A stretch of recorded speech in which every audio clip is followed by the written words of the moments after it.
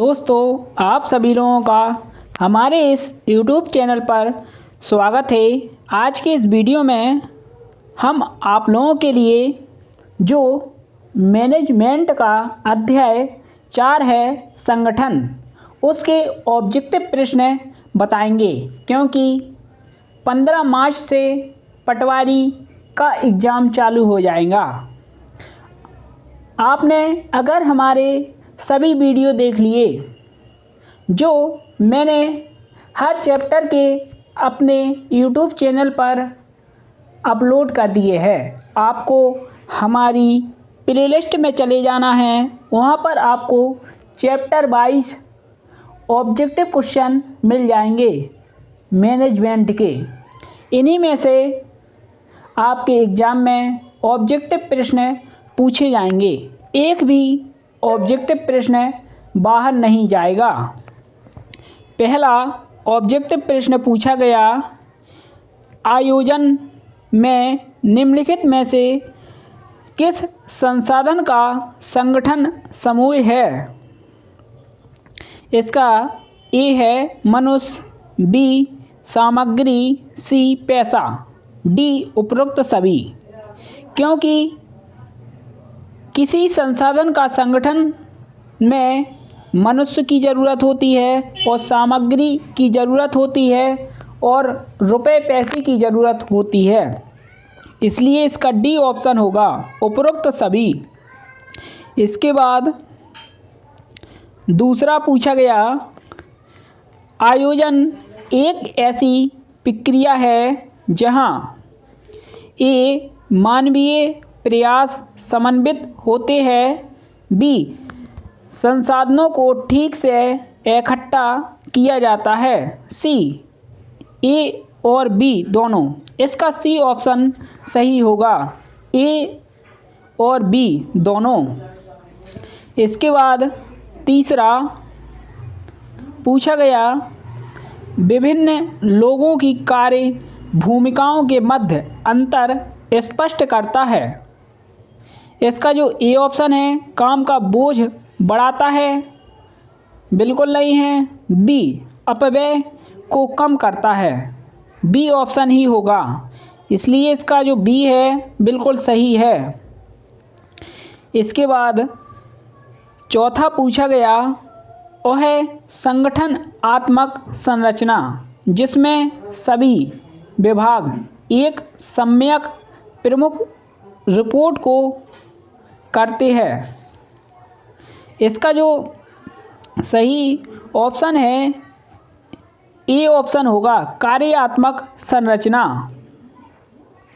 इसके बाद पांचवा पूछा गया, निम्न में से कौन सा संगठन आत्मक ढांचा किफ़ायती है?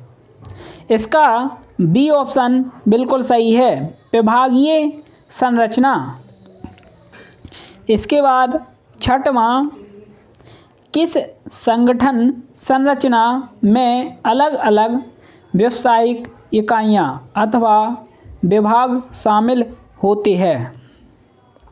इसका ए ऑप्शन है, कार्यात्मक संरचना, बी विभागीय संरचना, सी उपरोक्त ए और बी दोनों। सी ऑप्शन सही है।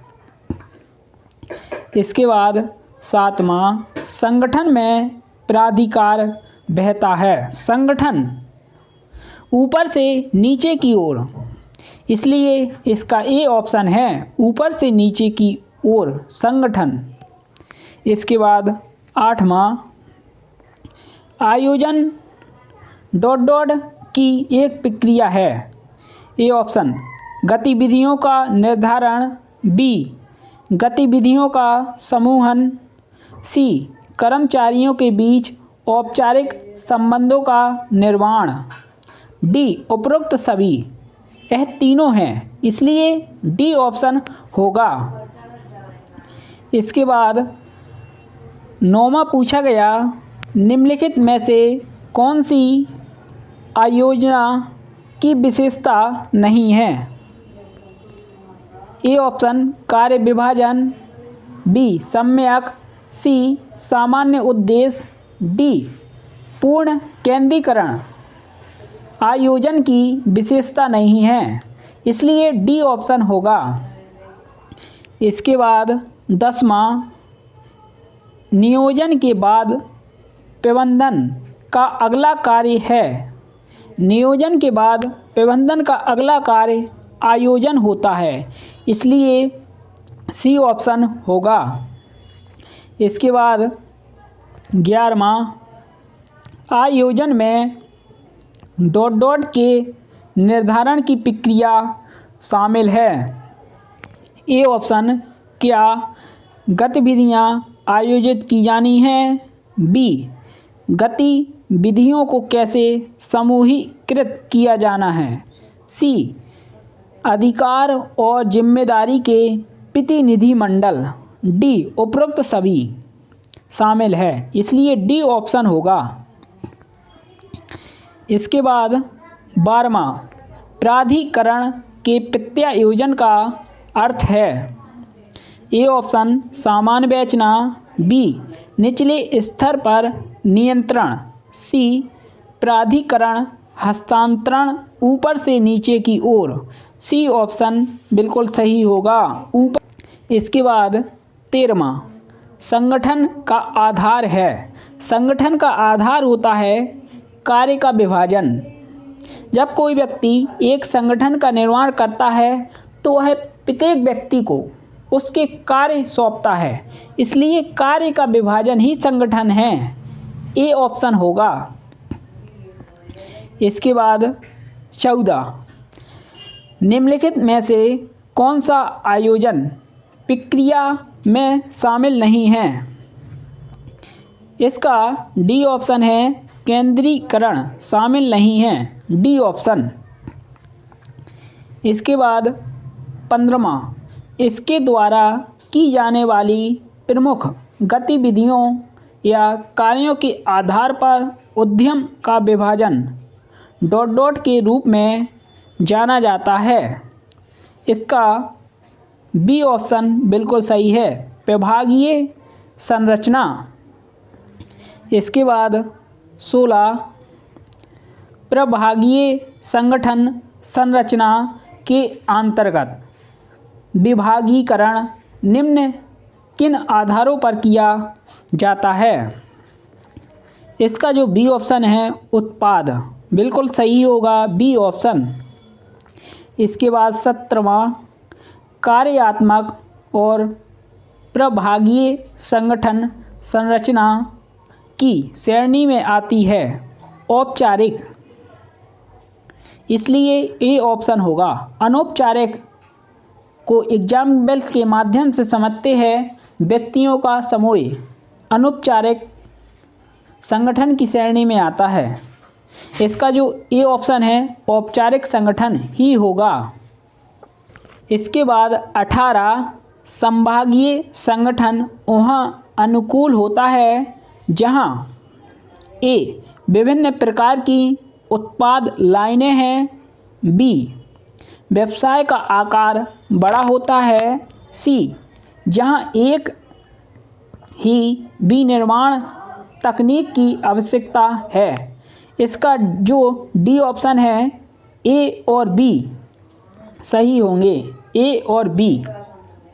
इसके बाद 19, संगठन स्पष्ट रूप से जिम्मेदारी और अधिकार को निर्दिष्ट करता है और इसमें विभिन्न गतिविधि के बीच व्यवस्थित समन्वय मौजूद होता है। यह एक प्रकार की औपचारिक संगठन है, इसलिए ए ऑप्शन होगा। इसके बाद 20, संगठन संरचना नियमों एवं प्रक्रियाओं पर आधारित है, एक औपचारिक संगठन, यानी कि ए ऑप्शन होगा।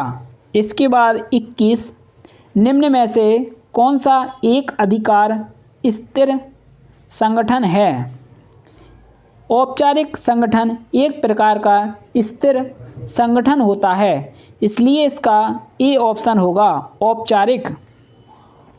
इसके बाद 22, समूह मानदंड निम्नलिखित में से किस संगठन में बनते हैं? समूह, जैसे दोस्तों का समूह एक अनौपचारिक संगठन का एग्जाम्पल है, इसलिए यहाँ पर समूह आया है, इसलिए इसका जो बी ऑप्शन है अनौपचारिक संगठन ही होगा। बी ऑप्शन सही है। इसके बाद 23, निम्नलिखित में से किसी संगठन का ढांचा जानबूझकर नहीं बनाया जाता है तथा पारस्परिक संबंधों से उत्पन्न होता है। यह एक प्रकार का अनौपचारिक संगठन है, इसलिए बी ऑप्शन होगा।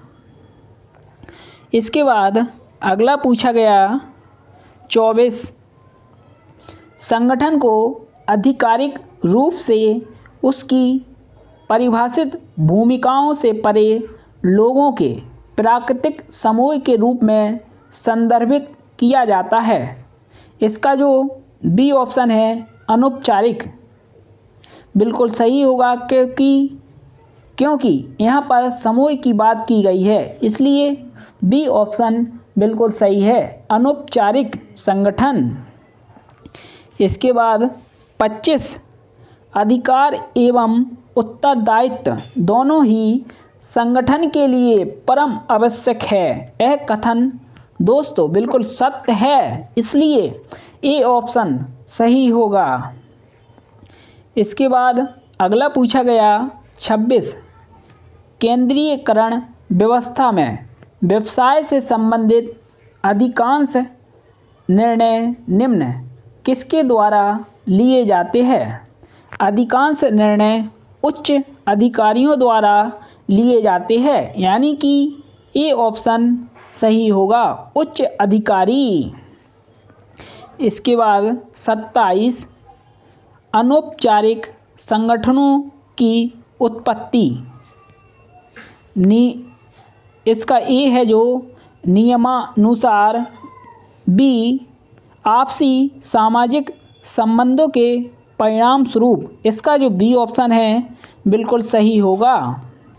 इसके बाद 28, केंद्रीकरण से तात्पर्य होता है ए निर्णय लेने में अधिकारों को सुरक्षित रखना, केंद्रीकरण से तात्पर्य है, यानी कि ए ऑप्शन सही है। इसके बाद 29, प्रबंधन का वह तंत्र जिसके द्वारा प्रबंधन अपना कार्य करता है कहलाता है।